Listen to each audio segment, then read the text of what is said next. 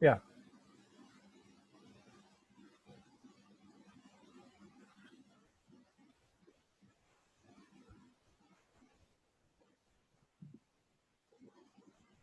Okay, Priyanka, shall we start? Yes, sir. Please start. Okay.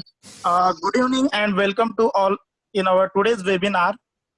Before going to start, I would like to introduce our today's speaker, Dr. Jayjit Purkesta.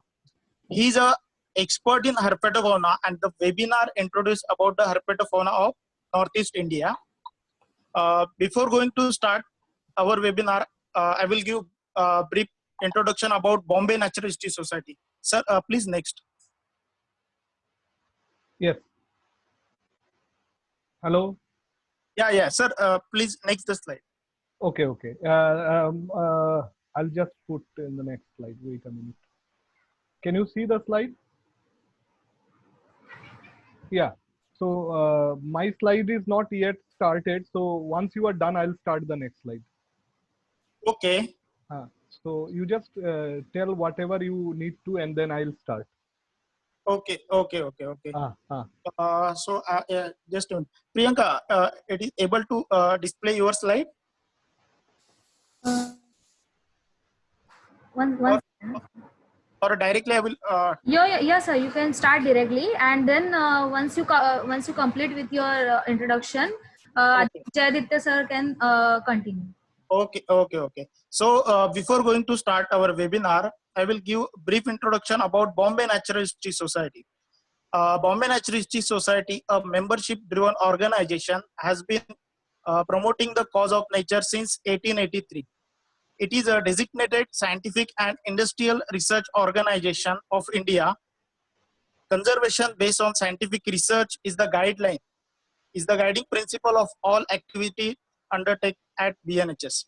And about our Conservation Education Center, the Conservation Education Center CEC is located amidst lush green forest cover at Goregaon. It's nestled between the Dadasaheb Phalke Chitra Nagari and Sanjay Gandhi National Park. Since 1993, when the center began its activities, it has worked towards creating awareness and concern about nature in students, educators, government employees, corporate bodies, and general public. The diverse activities at CEC, from walk to workshop to certificate courses, draw thousands of visitors every year. The center particularly strive to make conservation education accessible to underprivileged students. And about CEC, because this webinar organized with the help of CEC, Conservation Education Center, and ENVIS. And in ENVIS stand for Environmental Information System, was established in 1996. It is supported by Ministry of Environment, Forest and Climate Change, along with Bombay Natural History Society. Since its inception, it has been providing the avian ecology related information to the decision maker, policy planner, scientists, engineers, and research workers to all over country. Okay, so without further delay, I request sir, please continue the presentation. Okay. Thank you so much. I hope I'm audible to all of you. Yes. Priyanka, can Yes, you sir. hear? Hello, काय चाललंय? So my slide is okay now. Can you see the slide? Yes, sir. I can see Okay. your slide, sir. Okay. So thank you so much for the introduction, and it's so nice to be giving a presentation for BNHS. One of from the childhood to when I was doing research at very initial state, it is one of the organizations that we always looked up to.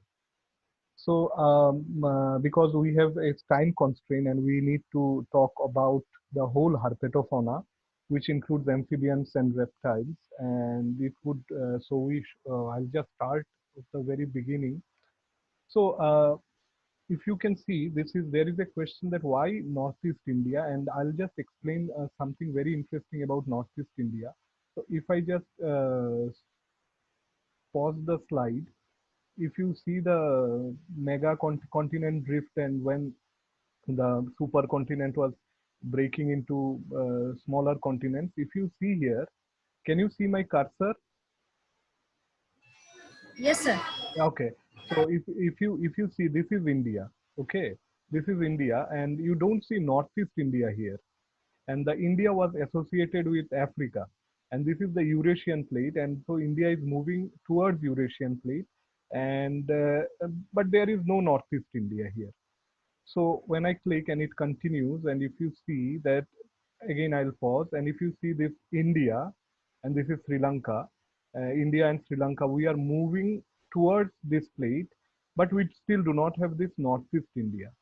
At the very last, so we just got clubbed into this bigger section of plate, but Northeast India was already there. Here you see Australia. So Northeast India, though is in politically is in India, but biogeographically, if you say in terms of biogeography, it is always with it has Indo-Chinese, Indo-Malayan this element. So it's very interesting, and that is why it's very different from the rest of mainland India. So this slides tell about that. So if I go on to and give you a brief, I think most of you know what Northeast India is or what it comprises of, because we talk in terms of Northeast India. Because if you see here, our connection or the bridge is like they say it's 21 kilometer, like or something like that. This bridge. So this is what connects the whole Northeast India to the rest of the India. So Northeast India comprises of actually historically it comprised of 7 states, and then Sikkim was added. So it is said that 7 sisters and Sikkim is our brother. So we have now 7 sisters and a brother, which is Sikkim. So it consists of Assam, Manipur, Meghalaya, Mizoram, Nagaland, Tripura, and Sikkim. Now, the problem is in most of the old literature, you will find that there has been written Assam, and most of you perhaps at least you know Assam. So that day, the yesteryear Assam actually consisted of Meghalaya, Mizoram, Nagaland. So when we start doing research about Assam and find out what are the species present in Assam, nowadays modern day Assam, there is a political problem because many a times we include species which are from the old record. It is said in Assam, but that Assam may be nowadays Meghalaya, Mizoram, or Nagaland. So that is a problem we have to look into. So that is also Arunachal Pradesh. So sorry, I missed. Oh yeah, Arunachal is there. So Arunachal is a very high altitude place, and Eastern Himalaya plus. So you see, we have two biodiversity hotspots. Indo-Burma for most of the Northeast India, and Eastern Himalayas touches and passes through Arunachal Pradesh. So Arunachal Pradesh has high peaks and all. So many a times the high altitude species are included in Assam, which it should not, because Assam is not that high altitude. So actually, this may be the case that they were referring the Arunachal Pradesh's material. So that is an interesting thing. So biogeographically, what is Northeast India? So it is basically Eastern Himalaya, Patkai, Brahmaputra, and Barak Valley Plain. So these, and as I already said that Northeast India is a confluence of Indo-Malayan, Indo-Chinese, and Indo-Indian biogeographic realm. So there is a very interesting composite fauna that we get here. Priyanka, till this okay? Yes, sir. Perfectly okay. Okay. So you time to time you give me feedback. Sure, sir. Sure. Okay. So yeah, whenever if the sound or anything is not there. Okay.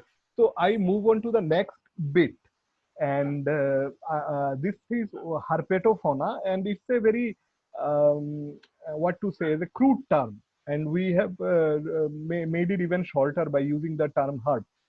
And basically, herpetofauna comprises of amphibian and reptile. But what was the origin of the term herpetofauna is that tetrapod, any four-legged, cold-blooded, are basically herpetofauna. Four-legged, cold-blooded, which basically are not living in water directly. So you see from fishes, then there came amphibian and then reptile. So this is a interesting thing. So since we work in amphibian and reptile, they share in the habitat. So most of the time we work with them together, except for maybe crocodile and turtles. But for frogs, toads, snake, lizards, they will always stay, or Sicilians, they will all stay together. Now, amphibians, for Indian perspective, whatever now I'll tell you, will be mostly Indian perspective or Northeast Indian perspective. So, because there are other species that we will not discuss, which are present globally but not in India. So, frogs and toads are there. Then in amphibia, you have salamanders or newts and Sicilians. So, very easy way to remember that amphibians without limbs are Sicilians. Amphibians with limbs are toads and frogs. And amphibian with limbs in the adult form, if you are having limbs as well as tail, an illustrious tail, you will get salamander or newt. And then we come to reptile. If you see that most of you, we know that snakes, lizards, amphibinia is a reptile, which we don't have here. Then we have turtles, crocodiles, and tuatara that we don't have here. So if I go to the next slide and say how many species are there, and that may interest many. So in amphibia, we are having the latest data says we are having 8,156 species, and Anura basically means frogs and toads. So we are having 7,199 frogs and toads. Chordata is all the species of this salamander or newts. It's like 743, and Gymnophiona, the Sicilians. So we are having 214 species. Am I okay till now? Yes, sir. Yes. Okay, then we go to reptile, and then amphibinia that we are not going to discuss. Then we are lizards, snakes, we have turtles, we have crocodiles, we have tuatara, we don't have. So then we go to Northeast Indian perspective, and we see that we have 167 species of amphibians and 182 species of reptiles. So we are quite rich in this part of the world. So very basically speaking, what are amphibians? So basically, very simply, lives on land or in water. Basically, all the younger forms, the tadpoles, are living in water, and the adult one are living on land. They do have web feet if they do have feet, because if you see that Sicilian, I already mentioned, they do not have limbs, so they will not have feet or even webbings. Breathe through lungs, gills, or even skins. So that we know that the tadpoles do have gills and adult form have lungs, but there are even some which are breathing, they are compulsorily or compulsively breathing through uh, skins. They are cold-blooded, or they are known as ectotherm, moist skin, four legs, sometimes none, as we already know, lay many eggs. So, you know, and a little bit about fertilization is that their fertilization is external. Like in reptiles, if I go on to reptile, internal fertilization starts. Fishes and frogs or amphibians do have external fertilization, where female lays egg and male provides sperms to the eggs, but that happens outside the body of the female. So that is external fertilization. But in reptile, from reptile onwards, we do have internal fertilization. So when I say biphasic life, I have a little bit of diagrammatic representation, what I mean. And if I go on with the cursor, this you see here, whatever just now I told, this blue one are the eggs, and if you see, these are the sperms. So the sperms and eggs, as in case of human, the what to say, the union or fertilization occurs inside the body, but in here you see it's in outside the body. So this is known as external fertilization. So after external fertilization, if you see various stages of tadpoles. So if you see the eggs, for example, egg and then fertilization, and slowly they move on to become an adult frog. So till this stage, if you can follow my cursor, Priyanka, can you follow my cursor? Yes, sir. Yes. Yes. You just tell me yes, and I feel very confident. Yeah. Okay. Uh, so till here, till from here to here, if I tell you these, all of these lives in water, and from here the land dwelling starts. This fellow also lives little bit in water and little bit in land, and then this fellow will be, but as they grow up they move out of water, but not totally, because they again have to go back to water to lay eggs, so they will be remaining near water. So I know this is little bit stupid for if you are not too much into research, but I think if somebody are interested in research, so they should know what are the important things when we are telling which is what amphibian and what are the important things. So obviously this is nostrils, and then this is eardrum. So they do not have like the ear, external ear, rather an eardrum which processes the sound. Then here they will have this parotid gland. So as to say, age-old question: what is a toad and what is a frog? So scientifically, it is very hard to draw a line between a toad and a frog, but because there are many intermediate forms which are in frogs.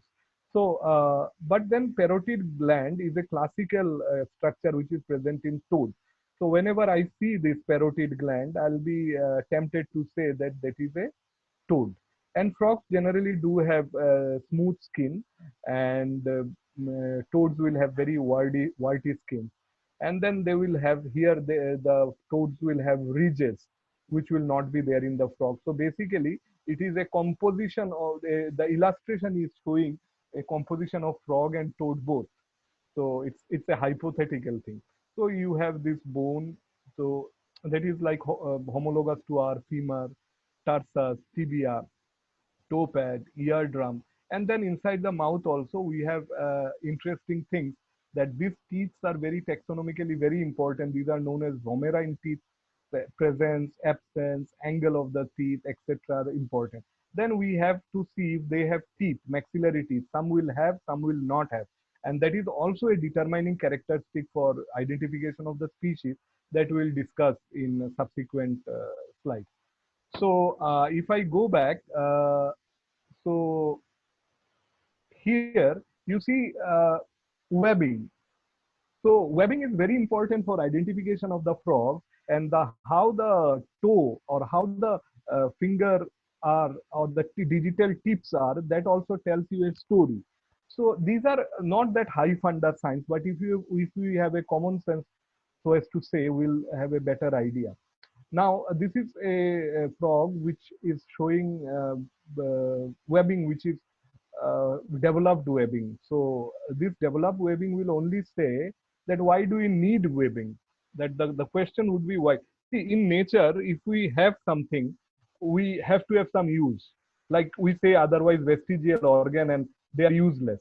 Like they are like if somebody dies of a appendix cancer, it's a shame, because the thing which never helped us and somebody died of it is, so body do not keep things which will be added burden. So the extra webbing that we have, that also have to have some reason, because that helps that to maintain that extra region, body has to invest lots of effort and energy. So this extra webbing helps either in gliding, or maybe if you are in highly aquatic, I'll have this for swimming, as in case of duck.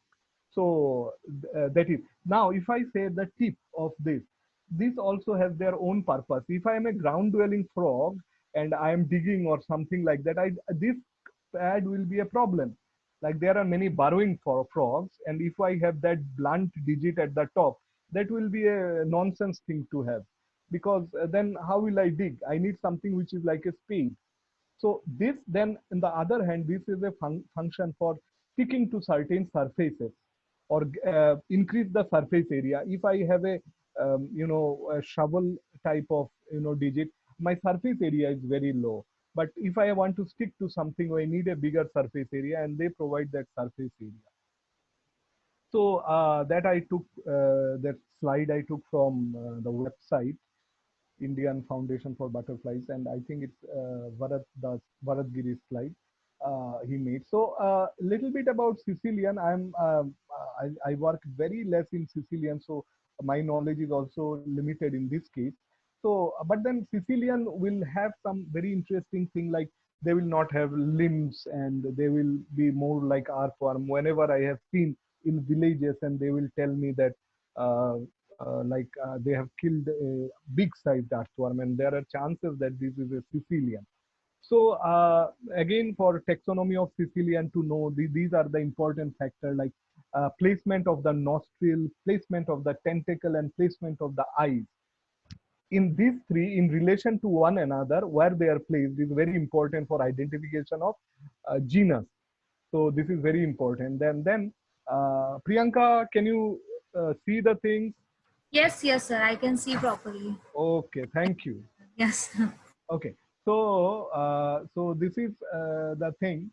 So these are annually these are important. We have to count how many are there. These annually may be very closely placed or maybe spaced apart in different groups. So these are the details, and then there are primary annually which circles the whole body, and then there may be in between primary annually there may be some there may be some secondary annually which may not be as prominent as primary, not circling the whole body, and that is the thing. Then if I go to salamander, it's almost like lizard, all the counts, and you see there also parotid gland is present. But salamander, if I say salamander in Northeast India, salamander I know from Manipur. I have not, I know from Meghalaya, but I have never seen from Meghalaya. I have seen from Manipur, and then Sikkim I know, but I have not seen. So there are very interesting species. I know. I think that there may be in subsequent time new species of salamander coming out. That I am a firm believer from Northeast India. So that is one interesting thing. And then we also, there are many people who do lots of research on tadpole.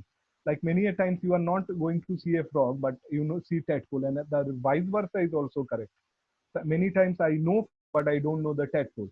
So the good paper or good research paper are those which deals with the frogs as well as the tadpole. Though it takes time, but it is worth it, and it gives you a more detail because the frogs and tadpoles are totally different. So if you know the frog, it's not that you will know the tadpole. So it's very interesting in that way.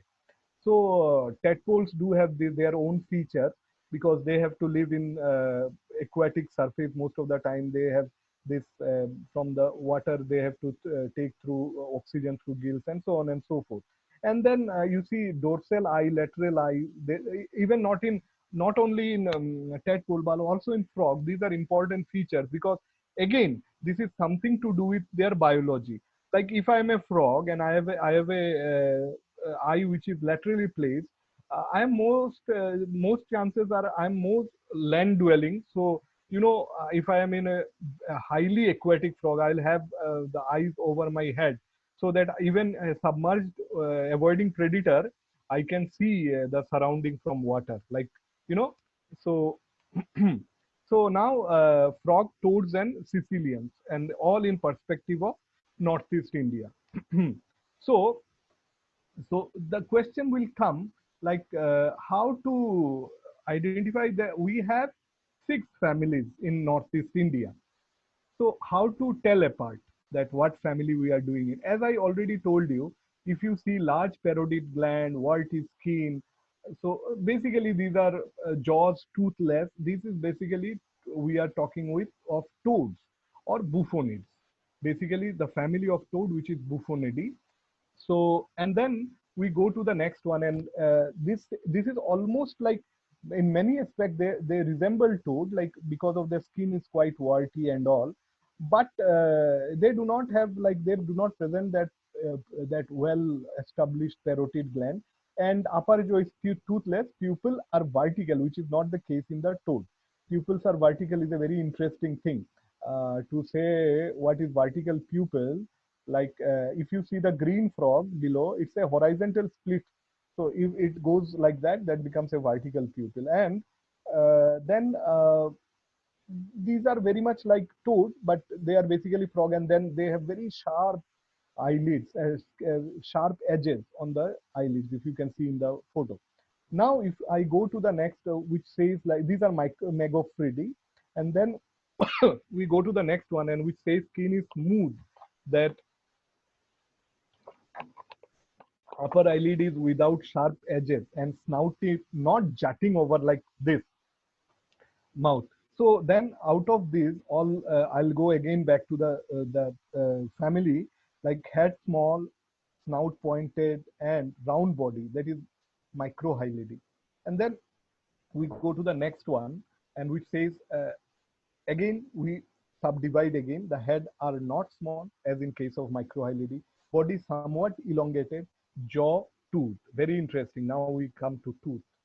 So now we go to the next point, like fingers are with adhesive pads or not, and then webs are very developed web is there or not. And if these are the cases, then we are, and if they are a tree form, so we are dealing with rhacophorid. Fingers generally without webbing, but not as developed as the rhacophoras. But even in some rhacophoras, it may not be that much developed. For example, Polypeditis, they don't have. That is why there is a genus Polypeditis, which was in the rhacophoras initially, but they do not have fingers with developed webbing.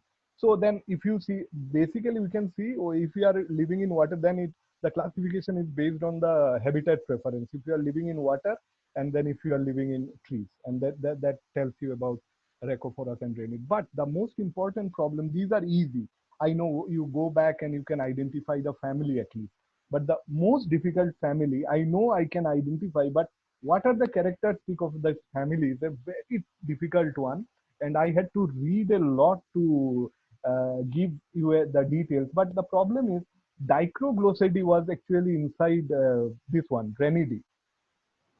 Even before 2002, like there was a paper, Amphibian Trees of Life, where Dicroglossidae was assigned a separate family.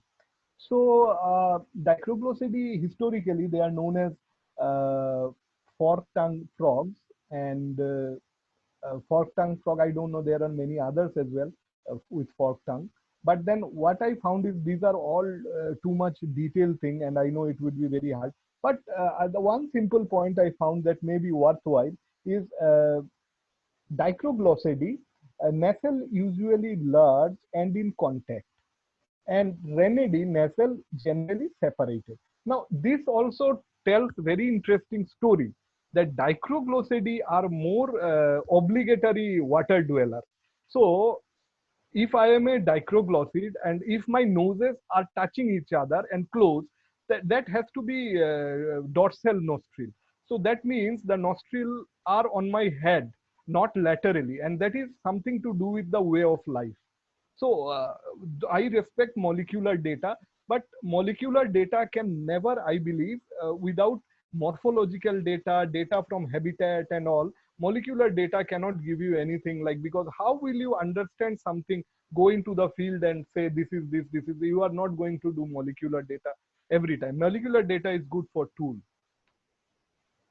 Priyanka.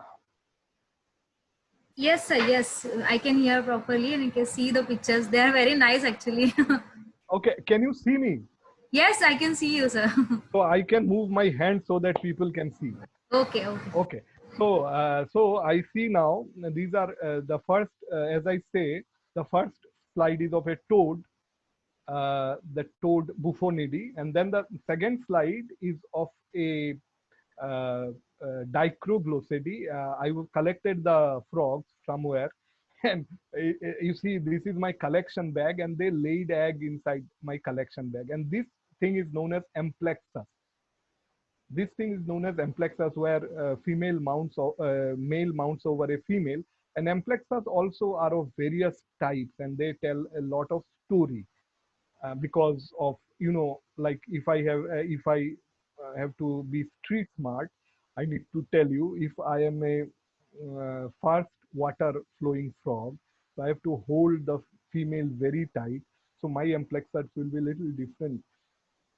So these are the things. Now, the next one, this is known as Alticola frog, and this is their tadpole. So the tadpole and frog, they are north and south. There is nothing common. And how do I know this is Alticola? Because of that eye mark. This is orange and between black eye mark. This is a very typical of Alticola tadpole. So I don't know much of tadpole, but this tadpole I cannot mistake because of this feature. So see, the metamorphosis is such, like many may think that this stays back in the frog. No, it doesn't. And why this spot is there? More, if you are really interested in research, the question to be asked is why this spot, rather than like mugging around like whatever anybody writes and just following those things and just doing whatever is typical. You will not go out of the way and do something which is out of the way, because you are following the lot. So you have to those question why, that why would be very interesting, like why this spot. So next I will go to the diversity, some of the diversity, and I'll also check my time. Okay. So diversity says the first row, it's Buffo. And I know like Buffonidae, and I know you know now, by now you know the characteristic of Buffonidae. All of them are having highly warty skin, and then you see this parotid glands, right? But parotid gland may be absent. Parotid gland may be absent in some Buffonidae. Like Buffoides himalayanus do not have parotid glands. But this fellow, this poor fellow at the right, many authors have made mistake and kept it as Buffoides meghalayanus. And I have seen manuscript which exactly reported this fellow and said that this is Buffo meghalayanus record and so forth. See, Buffoid meghalayanus will not have this parotid gland, and Buffoid meghalayanus will have webbing which is much more developed. This is known as Buffoides campi. So this is very rare, and last year only I got it. So it's interesting for me as well. That's why I'm talking about it, feeling proud of it. This is Bufo stomaticus. This is Melanostictus. Then this is Megophrys. We used to know it as Parva. Now with new revision, this is what is known as Operidon or something like that. Stephen did that. And this is Leptobrachium smithi. Uh, this is Megophrys megacephalus. And we end Megophrys here. And see, you see those the eyes and that prominent thing they were talking about, it's there. As I come down, here I see some ball-shaped frogs, and these are known as microhyla. Uh, I would say it's a misnomer, because micro, small, hyla is that hylady, like a tree frog we have in our college or school days. We know all the frog as hyla, and all the I only we know hyla, and we knew the Rana tigrina and Bufo melanostictus. These are the three frogs we knew in school days or college days. So this, though this, firstly they are not at all associated with trees. So one thing is that, and then they are not micro. This fellow, Calaula pulchera, this is huge. This is huge. This is like this big, and this, like this was used to, we used to call it as Microhyla ornata. Now it's Microhyla moymonsingensis. So yeah, and then next one is little big from Microhyla ornata, this much. Microhyla very small, ornata that is moymonsingensis now, this much, and it is known as Microhyla budmorei. So these are small, but as a group, microhylid, I think this big frog can never be micro. Then we go to Rhacophorid, and I love these frogs. I really love these frogs because these frogs are, they come in every shape, color, and every feature, and really, I don't know, these are stunning. So if the hyla, this baby, this is a baby Hyla annectens, the only hyla of this area, this region, the genus Hyla. Then we go to the next one, and this is uh, Rhacophorus maximus, or nowadays uh, the genus has changed, and I forgot the name. And then we go to this one, Philotus, that we say Philotus. So very tiny. And something very interesting about Philotus is that they are most of the frogs you see lay egg in water, and then they go on to become tadpoles. But here uses from direct, no tadpole stage, direct from egg to uh, froglet. So that's interesting. Then we go to this racophorid, that is polypedative. I already told you that these are also tree dwelling, but they are not as uh, highly tree dwellers. Like they are tree dwellers, but their forelimbs are not having those webbings as in case of Rhacophorus. So you see then Theloderma, and then you see Theloderma asperimus, and then this is Chirexilus, Chirexilus thymus. And then we go on to this, after that we go on to the typical frogs, that ranids are known as true frogs, and they behave like true frog if you see. So this is Amolops, the genus. This is Amolops, an endemic from Assam, Assamensis. Then this is known as Humeralis, Humerana humeralis. Then this is known as Hylarana titleri, and this is we used to call it uh, Hylarana leptoglossa. Now it is hydro something very tough. So I need extra set of teeth. So then we have this Alticola that I have told you, and this is this like very much similar to Leptogosa. It's Garoensis. And then we come to this beautiful Dicroglossidi. So if you in between, if you see the nostrils and that I pointed out, and thanks to Indranil Das, so I told him, sir, I badly need something to know about them, and he provided me some points. And because molecular data I cannot show you. So if you see these nostrils, and here the nostril is up in the head and closer, and it is laterally and further. And see every case that is very interesting. So yeah, so that can be a determining character for the group. And also the skin here, it's not like rennet. So basically, when we talk about frogs and toads or these smaller groups of animals, if you talk like, if you say you can add many characters if you limit your geographic area. Like if I talk about Renidy and I tell worldwide, then it becomes a problem, because somewhere out in some other continent, they may have a different shape or structure. But in Northeast India, if I say that they are smooth skinned and Dicroglossidae are having warty skin, relatively, I'm safe. So now then we go to Ichthyophidian, which is known as like Sicilians, and basically we have uh, many species now. Like I think we have 8 species, um, but till 2009 we hardly had 2 or 3 species, uh, 3 species. So the representative here is this Ichthyophis garoensis is one, and the lower one is Ichthyophis mosticius. You can see this mustache. So that is interesting. Many a time we just ignore. Like this is what the research problem is. Like we are prejudiced. We are like, we just say, oh, this is this. Okay, move ahead. That is a wrong. The point where you see that they are in like king cobra.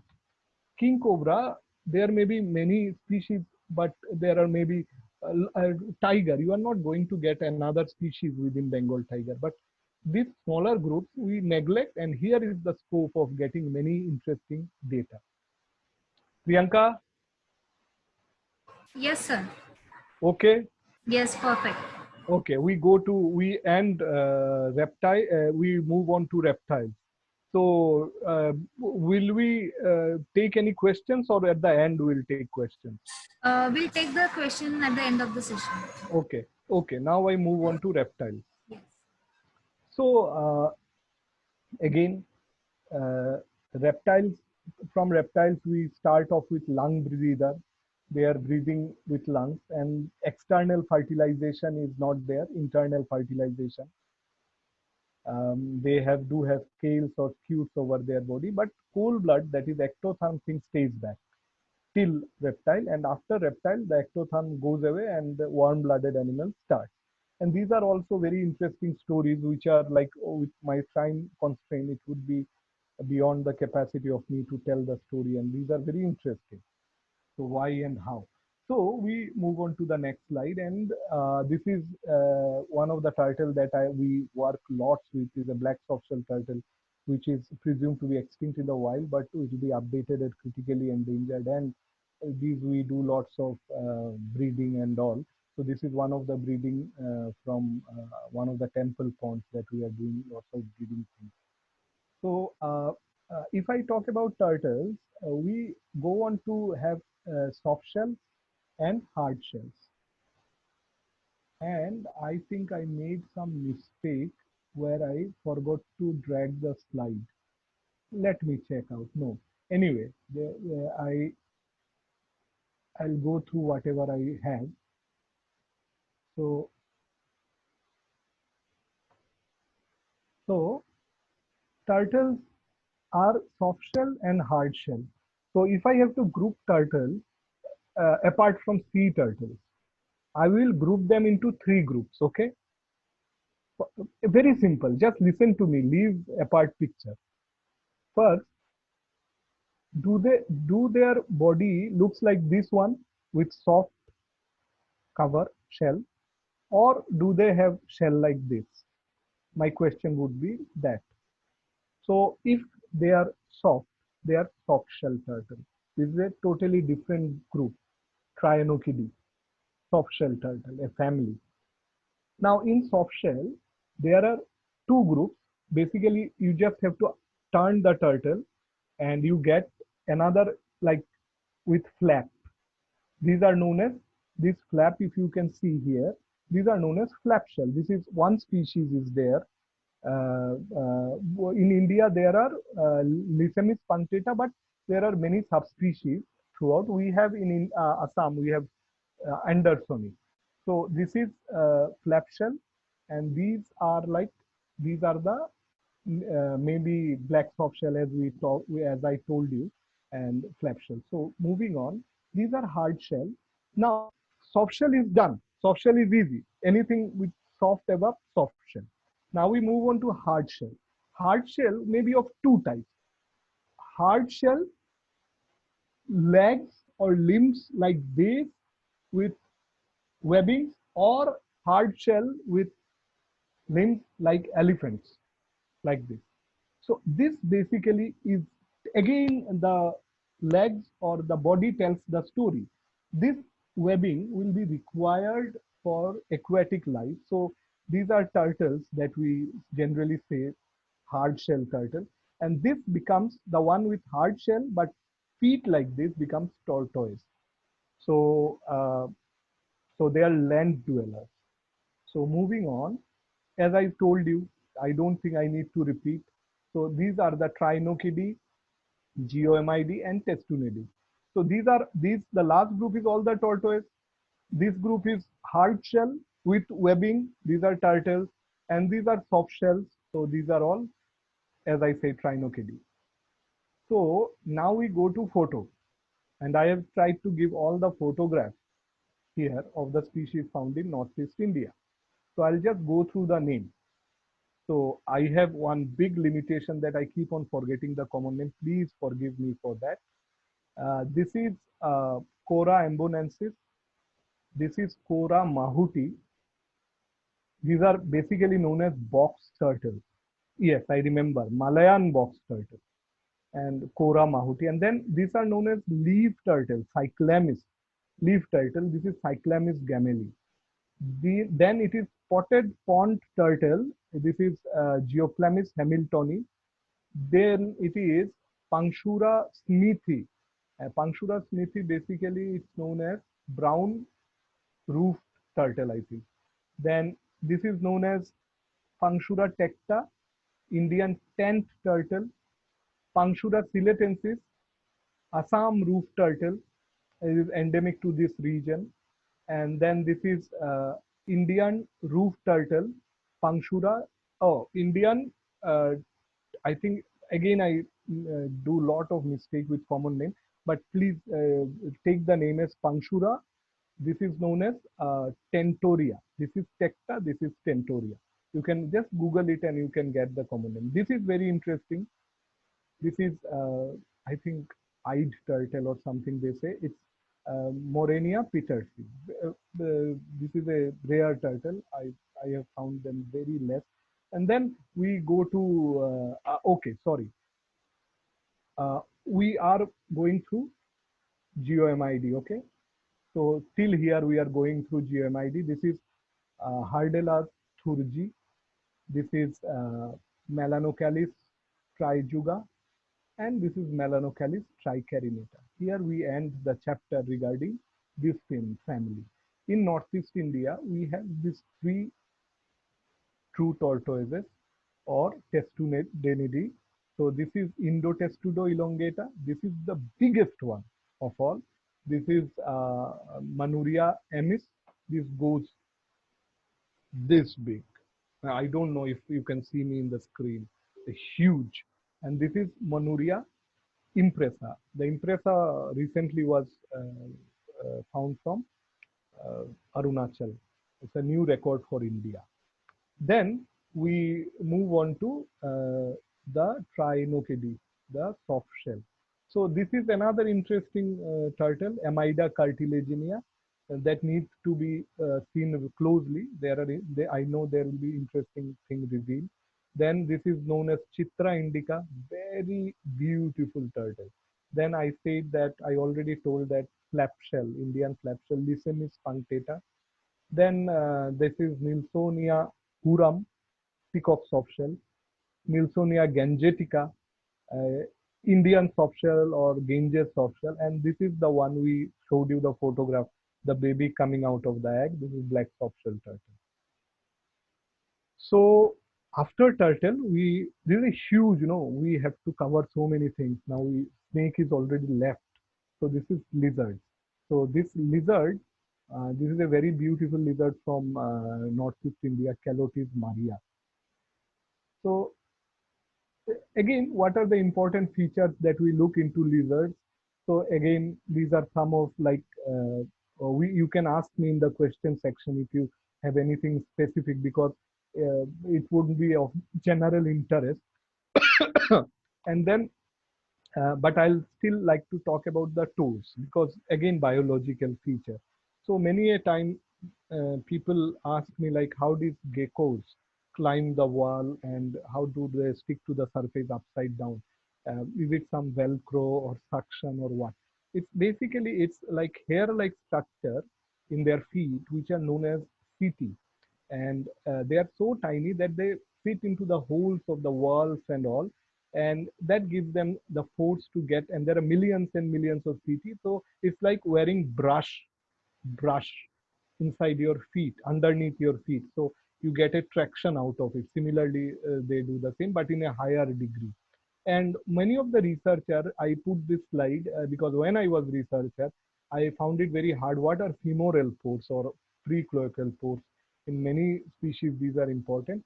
So just in near the cloaca region, this type of pores are there. So these are cloacofemoral pore because it's there in the cloaca and there runs extends along the femur.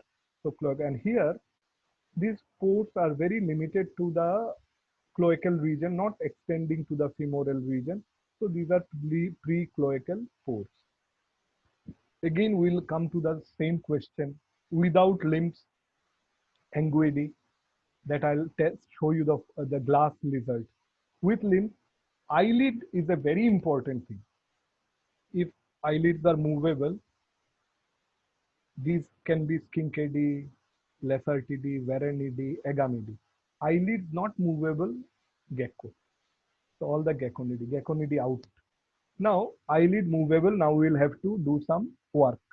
Now if eyelids are movable and head has plates like snake, they have not small scale, but plates like that, then they can be Skinkidae or Lacertidae. Now in Skinkidae, just now I told you femoral pores. In Skinkidae, femoral pores are absent. Lacertidae, femoral pores are present. So that is how we do. Now we go to head cover with small scale, not like this scales like snake. So then I'll ask like, what about the tongue? If the tongue is like snake, bifid, that is Varanidae. And if the tongue is broad, not bifid or short rather, it is Agamidae.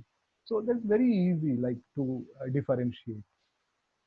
So we go to this slide, like the top section, all are skinkily. So the skink with the shortest limb is the one at the left, which is known as Lygosoma alpopunctata. Then we have a development of limbs and all. These two have developed limbs. So this is Phenomorphus maculatus, and this is Eutrophis macularia. And then once we go to that, I told you the lizard without limbs. So apparently it looks like snake, but it is not snake, because if you look closely, if you can Google the photograph, if you look closely, you will find that they have ear opening or holes. That holes is not present in snake. So that is an important feature which distinguish it from a snake. And then we have lesser TD that we already discussed, that have strong plates over their head and body, and tail is huge. So these are lesser TD. I already told you, with scales, head with scales, and without femoral pores are skinkedy, with femoral pores are lesser TD. But femoral pores are generally restricted to males. So what about those females that you catch? So females, you see the body is really different. So it's easy to understand. And then we go to Agamedy, and we see this flying gecko. This is Agamedy. So Draco macularia. This is Dracomacularia. And then this is, all of us, we know this Calotis versicolor. And then Calotis maria, I just kept this photograph for you to see. This is within just 3 or 4 minutes that it was green, and it changed color to become like this rusty red. So that's why I think it can join politics, that it changes color so quickly.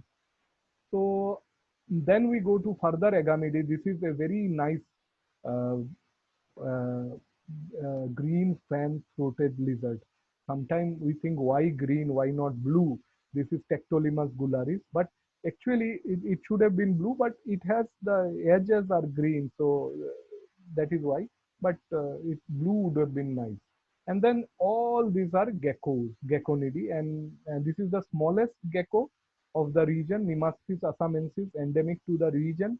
Uh, all this gecko will have a vertical pupil flipped, but these are all night dwellers, and this will have a round pupil, and this is why that is known as, it is day active gecko. So Assam day gecko. So this is known as Hemidactylus garnoti. Why I have kept this? Sorry, this is Hemidactylus garnoti. Why I have kept it is because this is the only parthenogenetic lizard of the region. So no male, all female. So females only lay eggs and does everything. No need for male. Then this is the trademark species, gecko. And this is one species, I kept it purposely. This is the species for Bombay and all, Hemidactylus flaviviridis, yellow-bellied house lizard. But this is introduced in Assam through truck and all transport. And now it is colonizing most of the Guwahati. And it's a big problem. The native geckos are being uh, uh, hushed off from their area. And then these are bent-toed geckos, Cyrtodactylus, very interesting. Lots of new species are being described. These are bent-toed, so they cannot get onto the walls like this one. They stay in the rocks and on. So, to snakes. So again, scales are very important, and so some of the scales, these are the scale pattern of the head, and these are very important. So I just tell you, this scale is known as L'Oreal scale. The Priyanka, can you see the scale? Yes, sir, I can see your cursor. Okay. So this is the L'Oreal scale, and why I am pointing to L'Oreal scale is, in Elapidae or kraits and cobras, you will not have this L'Oreal scale. So this is a very important marker to differentiate even venomous and non-venomous snakes. So cobras will not have it for this region. So if you are bitten by a snake with a L'Oreal scale, which does not have pits, your chances are you are safe. So these are some of the scale. I'll just go through the scales very quickly. so that if anybody is there who is interested. This is known as nasal, this is nostril, these are supralabial, these are infralabials, this is preocular, these are two postocular, this is eyes, these are supralabials. And many of time people have been asking me what are temporals and how to count them. So the one which is touching the postocular and the one which are touching the first temporal are the two rows of anterior and posterior temporal. So this is 1 plus 2. This is the first temporal and the second rows of temporal 1 plus 2. So this is all. And if I go top, this is rostral and this is internasal between the nostril. This is frontal, and just before the frontal you have prefrontal, and you have parietal, and you have supraocular. So then if you go to the other side, you have this one is like mental, chin shield, postmental, anterior postmental and posterior postmental. And from here the ventral scale starts. Now, ventral scales may be very interesting, maybe full from one side to another it is moving, or maybe moving half like this. So in python and all, you will have this type of ventral, and in most of the other snakes, you will have this type of ventral. And after ventral, you see these are annals. Annals also may be divided or single. Here you see division, here if you see it's single. And subcaudals in most of the case for us, it's divided. And here there may be single subcaudal. All the crates of the region are having uh, entire or single subcaudal. Also, there is one colubrid snake known as Amphiasma zenura, which also has a single subcaudal. Now, then there is this interesting thing like how to count the ventral scale. So these are the some of the ways you count ventral scale, but I don't prefer this one. If you are doing too much detailed study, this will be giving you wrong result. The best one is this one, but perhaps if you cannot do this one, you do this one, because the point from where you are starting, you are ending at the same point. Here you are going long distance and may give you wrong result. So I was talking about shields on the head in the case of lizards. So if I talk about varanus, they have this type of head. And if I say about Tachydromas, that is Lesartidae and Skinkidae, they will have this type of head scales. So this is a symmetric head scale. These are small head scales. Pit vipers and vipers, they will have this type of head scale, and all the other snakes will have this type of head scale where there we have names of the head scale as I have shown you. Then there may be fangs. Most of the fangs, the venomous snakes, these are the fangs, front fang. And then there are Rhabdophis group, which are having back fang, Boiga also having back fang snake. So Rhabdophis subminatus many a time is also included in a venomous snake, because it do have some potential to create problem for us, not even if it do not kill, but is a problematic thing. So then important taxonomical marker are hemipenis of the snake, because evolutionarily they are conserved, and this is very important species, for division of species. This can play a very vital role. Then tongue is the one which snake uses to taste its environment and move along the whole area. And there is a Jacobson organ which does all the decoding of the scent. So that is why snake keeps on doing it. It do not hear anything by ear because it doesn't have any external ear. So all the things that the snake charmer does is because of the hand movement, nothing to do with ear. The snake follows the hand movement. And then there is the pit viper, which is thermoreceptor thing. So they are very sensitive to temperature changes, and even in complete dark, they can strike accurately because of this pit. Now again, there will be the how to differentiate between all this. And a worm snake, body is worm-like, and ventral and dorsal, I have shown you just now, are not different. They are similar. The dorsal scale, these scales and ventrals are almost similar. Then it becomes Typhlophidae. Then eye develop. Here also the eye is rudimentary. Now next group from onward, we get eye develop, well differentiated ventrals and dorsal. Now ventral narrow, as I have shown you in the last slide, ventral narrow, what I mean is this ventrals narrow, and ventrals broad means this one. So if I say ventrals narrow, vestigial hind limb, if you see here a vestigial hind limb, this is Pythonidae. Now, because Boyd is not here, so like uh,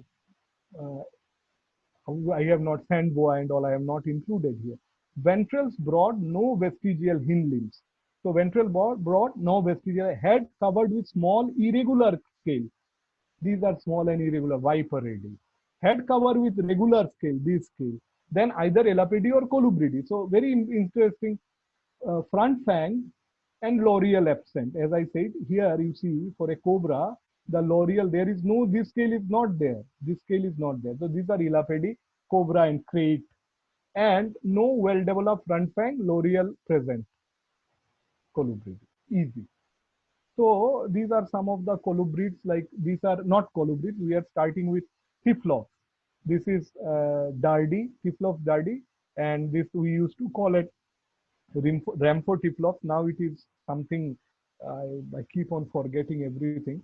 So this is Brahmini blind snake, they say, and then this is Burmese python, and Burmese python and the python that other python, that Indian rock python. The differentiation is also easy. Like Indian rock python, the supralabial will directly touch the eye. There will be no subocular. In Burmese python, there will be subocular. Interesting. Now, this is the wheat snake, or what you say.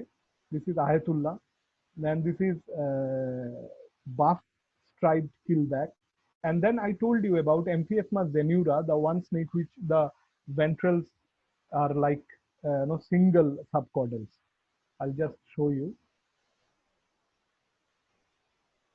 this single subcaudal. Crates do have this, but this fellow also have this one. Then you have this Boiga China, green cat snake, Boiga Gokul, then Boiga quinsansiata, Assamese cat snake. So these are all colubridae we are going through. This is your Lycodon olicus, or common wolf snake. Then twin spotted wolf snake, Lycodon. This is Jara. Then Lycodon Zau's cat snake. And then we go to kukri snakes. Like this is Albocinctus, Oligodon albocinctus. Then this is Oligodon cinereus, and we will be discussing it somewhere in scientific level, that we don't believe cinereus to be there. And then we have Oligodon cyclurus. Then this is snail eater, Perius monticola. Then mock viper, Semodynastis parvirulentus, and Cypnophis coloris, this one.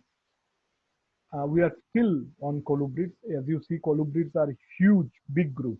Then Indo-Chinese red snake, Indian red snake, Dhamin. Then we have Chrysopelia ornata, or ornate flying snake. Then we have copper-headed trinket. Then we have this is Dendrolephis proarchus pictus, whatever you say, bronzeback. Then Rhabdophis subminiatus, or redneck keelback. This is an interesting snake. There's Xenocrophis, or Xenocrophis ceratogaster, which is known as painted keelback. Then this is very much like checkered keelback, but it's not checkered with keelback. It's Xenocrophis Faulia schnurrenbergeri, barneck keelback. And this is Anhydris, rainbow water snake. And now we come to this last part of venomous snake. Here, all the snakes that you see are venomous. King cobra, monocled cobra, banded crate, great black crate, lesser black crate, greater black crate, lesser black crate, and then coral snake. And then this is the new species, Trimerosaurus salazar. This one, this is very common in fact, this is the one which is very common in Assam. I don't think others are as common. This is now Erythrurus, and this is Himalayan pit viper, Ovophis monticola. So these are the venomous snakes. So I am already done, and that is what the plan was, to stay home, stay safe, and keep learning. Thank you. So if you have Priyanka. Yes, sir. Yeah. Yeah, thank you so much, sir. It was very informative, very elaborative session. Thank you. We thoroughly enjoyed it, and thank you so much for taking time out of your schedule for us to share such a information, such a great information. Time he time है, क्या करेंगे घर में बैठ बैठ के. Yes, So sir. yeah, so there are some questions in chat section. Viraj, Viraj. Hmm. Yeah, I'm seeing it right now. So far, I'm not getting any questions from the audience. So Either it was too good or too bad. I think we'll wait for Huh. some. Okay, so there is one. Yes. What are the best books about reptiles and amphibians in North India? Best book, best book will be like what to say. For reptiles, see, I am the author, so I'll always say my book is the best book, but that is not the case. So Smith is the best book for whole of India. Without Smith, we cannot. Malcolm Smith, Fauna of British India, that is the best book. And two books I will show you. Just hold on, I'll bring the books.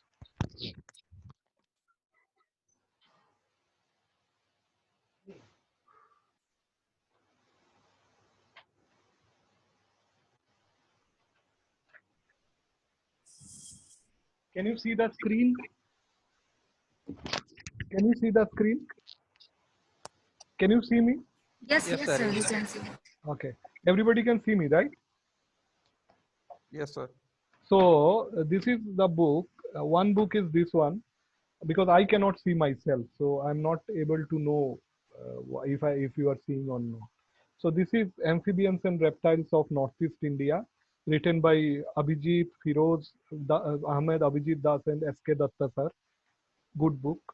Amphibians. This was one of the first book. Then I wrote this book, Reptiles of Assam. So it includes all the till 2015 whatever reptiles were there, it's there.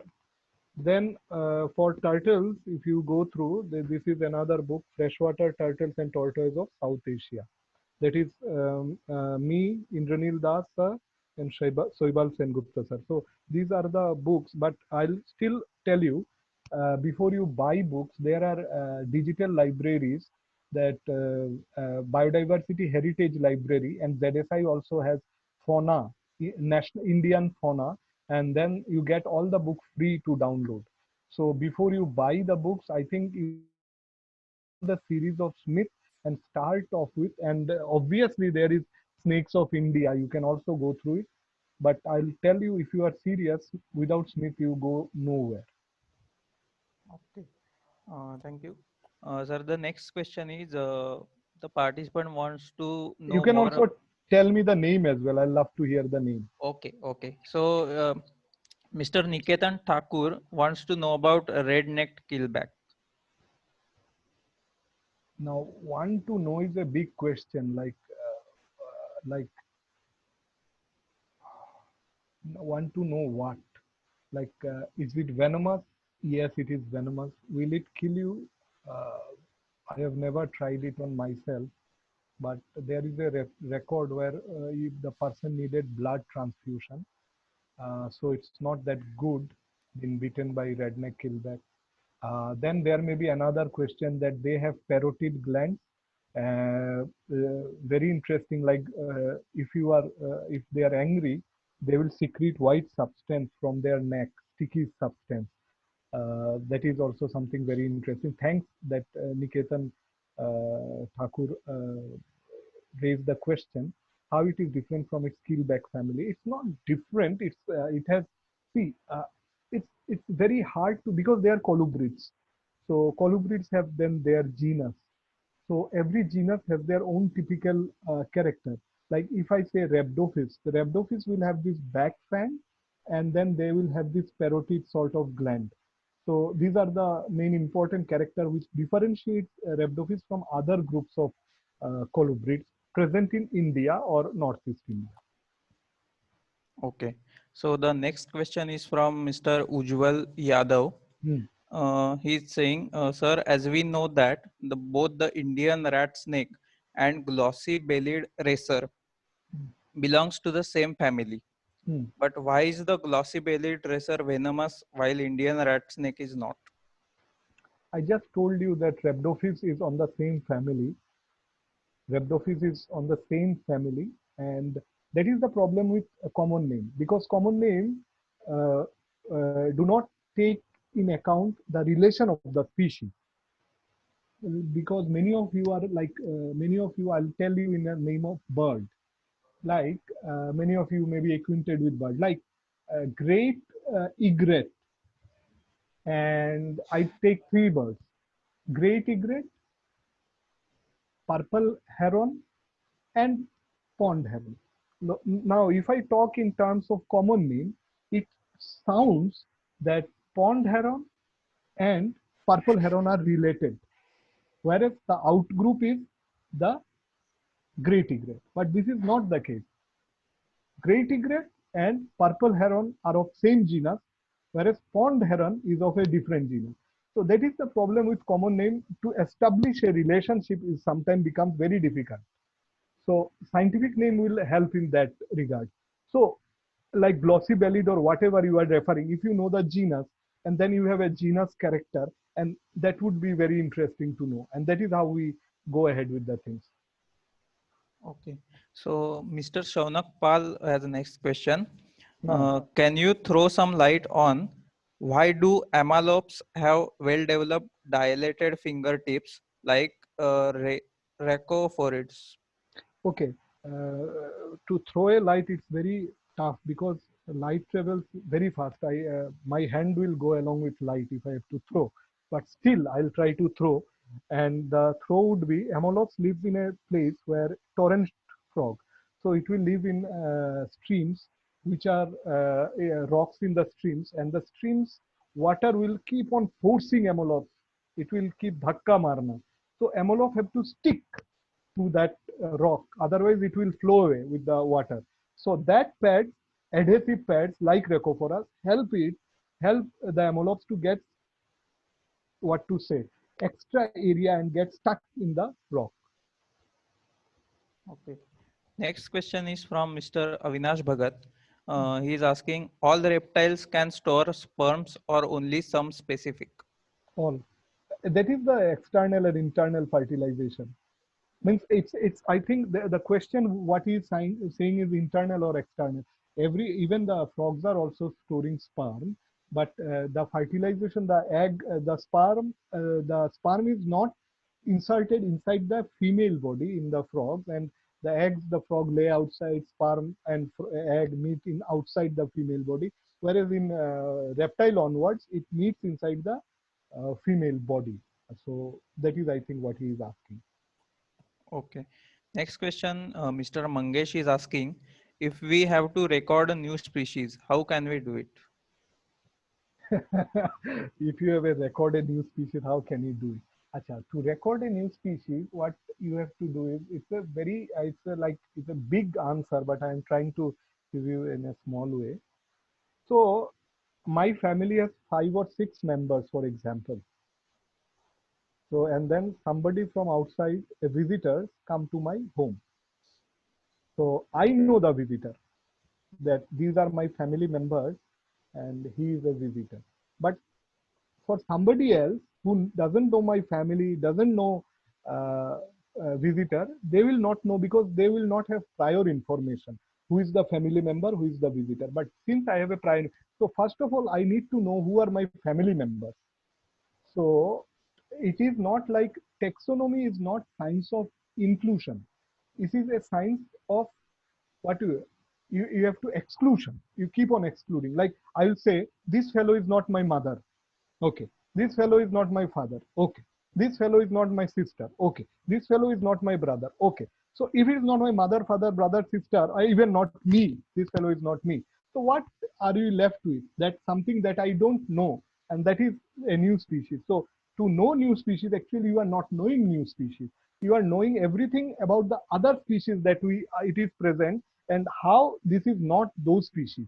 And once it is not fitting into any of those known members, then you can say. So it's not like I see this and I say it's a new species.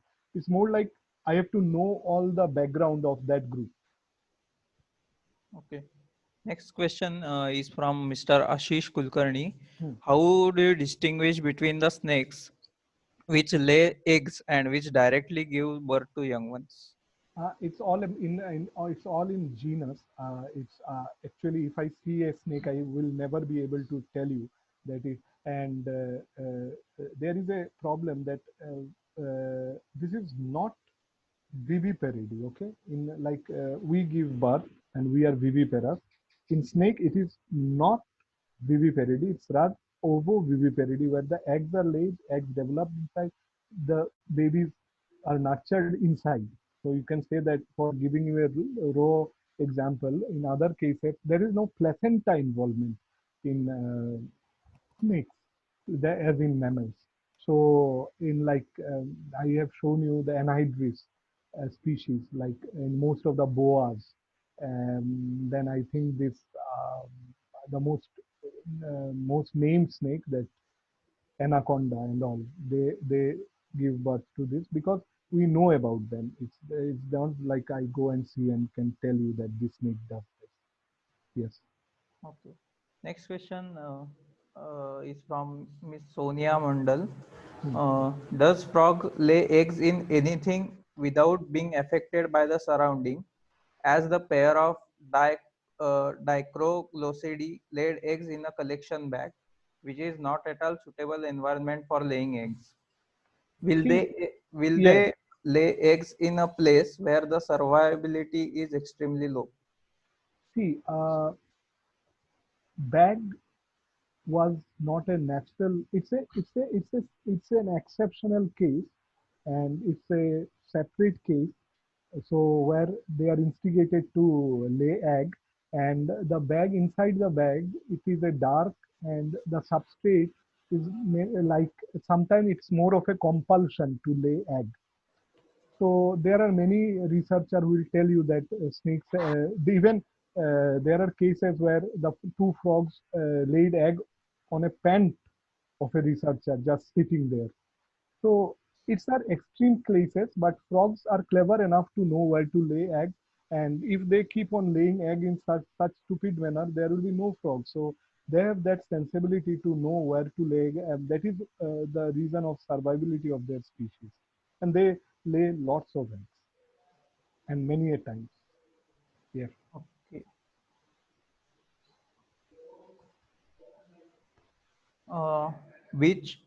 The next question is from Gauresh Patil.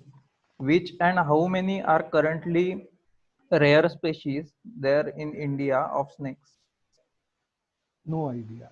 It's like most of the snakes are not evaluated by IUCN. So we do not have any data on the rarity, and rarity is also about perception. Like rarity, like how many will you say that beyond that it is rare? So somebody will say beyond below 2 it's rare. Somebody will say below 10 it is rare. So there is no consensus to as to point out that what is rare. So there needs a strict multi-person research where an average data can be taken. And for snake, unfortunately, in India, there is no evaluation as of now. All are not evaluated. Most of them are not evaluated. Okay. Sir, I am seeing a lot of questions here in chat box. Can we continue or? I have no problem. What will I do? Okay. So, is it true or a myth that aquatic snakes are not poisonous? Mm, see, aquatic is a big term. So aquatic may be marine or freshwater. So all the sea snakes are venomous. Uh, Aquatic, even cobra and all, sometimes prefer to live near or inside water also, they move around. So it is a tricky question that would be hard to answer. But if I don't know any snake, I will always consider it to be a venomous one for my protection as well as the protection of the snake. And many a times I see, I want to raise this point, and I want to get people's opinion to that. And I believe many a times we rescue snake where rescue is totally unnecessary. So sometimes it's all about letting the snake a snake safe passage, and rest is of PR, public relation. Let people convince people how to let that snake stay there, and that is what I have been doing. So it's catching snakes or something is, it's something which should be the last option. From someone's backyard, it's no reason you catch a snake where the backyard enters in some hill. If the snake is in my bedroom, it's a different case. That too will maneuver the snake so that it can move slowly. It's better for. So there are COVID and all are killing people, but snake bite is a thing which we can really take care of if we are careful. So it's, I see most of the videos and this is really stupid. Okay, next please. Okay, just a moment. Yes. In which part of India is the endemic species of reptiles highest? Western Ghat and Northeast India. Okay. Maybe So, maybe little more in Western Ghat, but it's not something to do with the biodiversity of Western Ghat. It is to do with the research effort. So Northeast India is still behind Western Ghat in research effort. So with more research effort, more endemic species will add up to the region. okay. So I think we have reached the end Okay. here, and Okay. there are. I would like now to conclude, sir. I would request you to conclude today's session, please. Okay, so thank you so much, all of you, for your patient listening. Most of the time, I realize that speakers are easy to get, but listeners are hard to find because everybody is busy telling, not listening. So I believe that it's my pleasure and my fortune that still now I see 86 participants there. So thank you all of you for being here, and I hope in coming days, if BNHS allows me, we can again discuss and talk something else. Thank you. Yes, sir. Thank you very much, sir. And I hope all participants enjoy today's webinar. I think the video, the all recordings will available on our BNHS YouTube channel. So, and you can also write your questions with the help of our email ID. You can just note down mbis@bnhs.org or cec-mumbai@bnhs.org. Thank you, sir. Thank you very much. Thank you so much. Yeah.